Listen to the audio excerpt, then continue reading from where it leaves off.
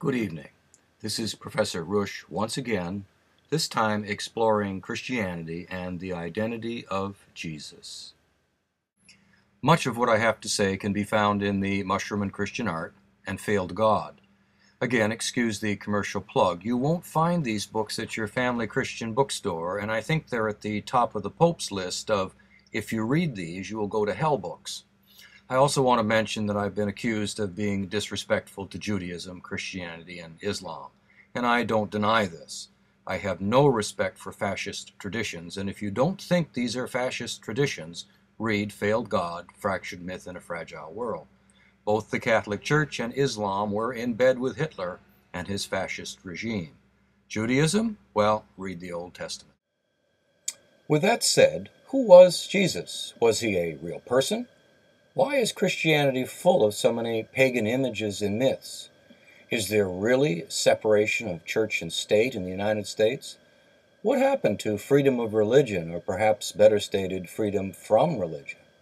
In the age of science, why do people continue to believe in gods and demons and people returning from the dead, purgatory and a final judgment by a deity, God the Father, who can only be described as a demon?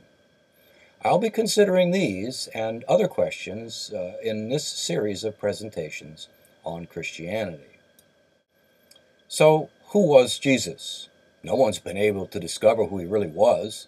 Pages and pages have been written on the subject, and one would suppose that such a famous person who healed the sick and brought people back to life and turned water into wine and other magical acts, and who had such a large following in his lifetime, would leave a large mark in the works of Roman and Jewish historians of 2,000 years ago. But there's nothing, absolutely nothing. There are numerous forgeries, the greatest perpetrated by Eusebius of Caesarea, who added material to Josephus's Jewish wars.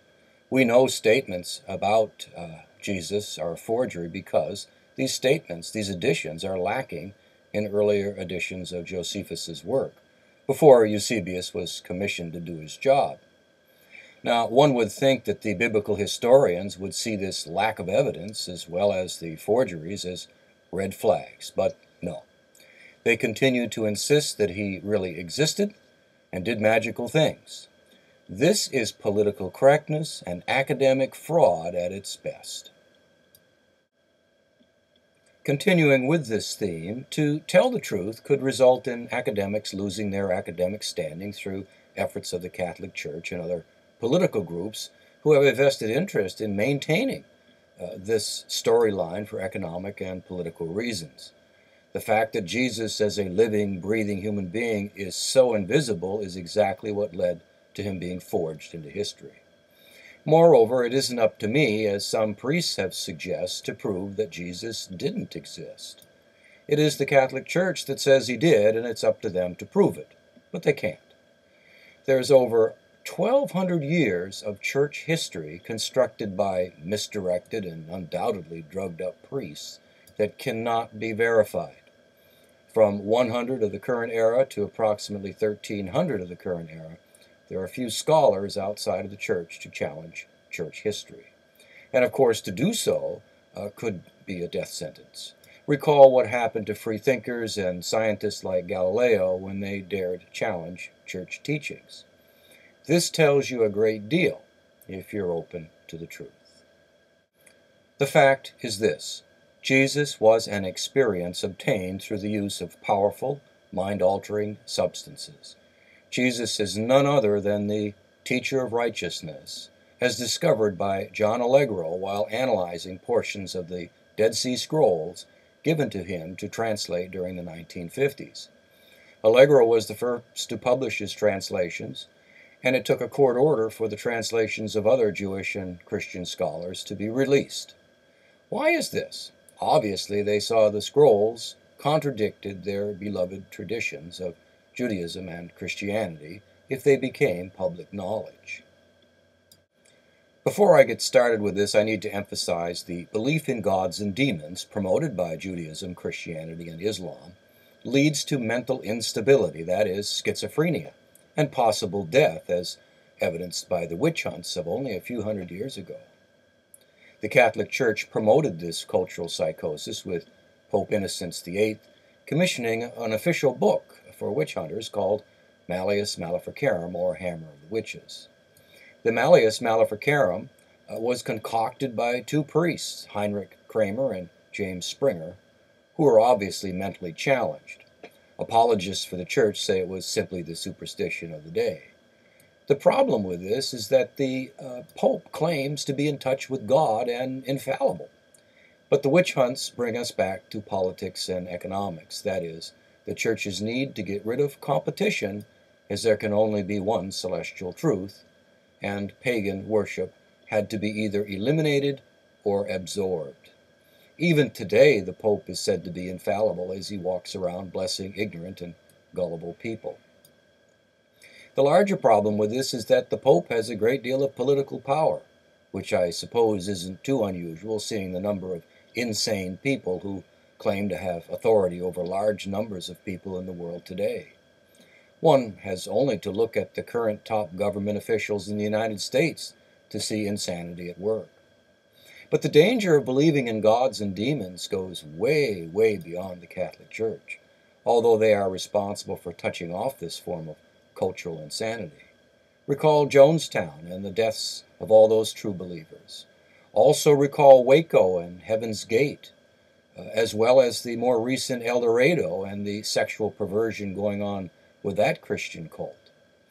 But just how does this insanity work? Why do beliefs in demons and gods promote psychosis? Well, here it is. Your right brain, as a generalization for most people, is involved in creative thought and artistic abilities. This is oversimplified, but will serve to make a point. Your creative side allows you to fantasize, to invent stories of accomplishments, see yourself killing all your enemies, or a superhero with no restraints.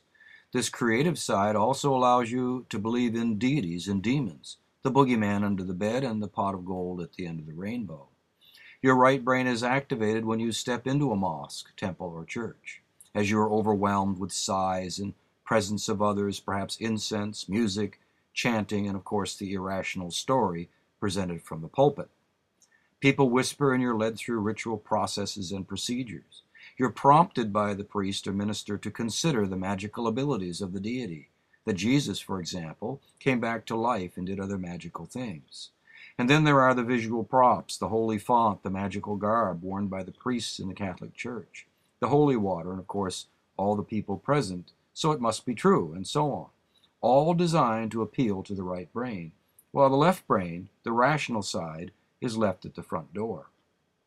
This is drama, a play, or a movie.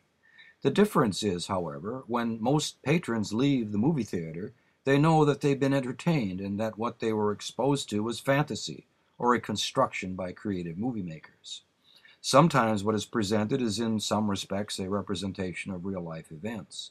However, most patrons can usually tell the difference between real and fantasy real. In the church setting, you are told that Jesus was a real person who arose from the dead after being crucified.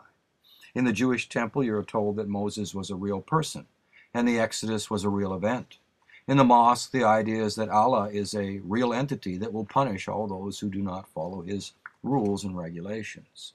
When the individual leaves these structures, the reality of the experience is not questioned.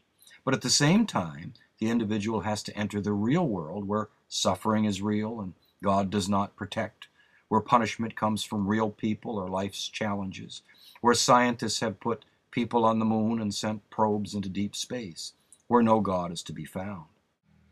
This movement from the fantasy of gods and demons to the real world of people and the good and evil they can deliver, without making the distinction between the real world and the fantasy provided by priests, ministers, rabbis, and imams, splits the psyche. When the traditions of Judaism, Christianity, and Islam were aligned with the science of past days, there was no problem, no split. But as science moves further and further away from these irrational traditions and closer into understanding natural laws and the nature of the universe in which we live, the maintenance of these archaic beliefs, sometimes with the threat of celestial torment if you don't, leads true believers onto the psychiatric ward. Psychiatric problems can have many causes, but Judaism, Christianity, and Islam actually promote insanity and are given permission to do so. In part 2 of this series on Christianity, I will consider whether or not Christianity is a democratic system. Along with this, I'm going to take a close look at monotheism and how it divides people, a situation that we cannot afford in today's world.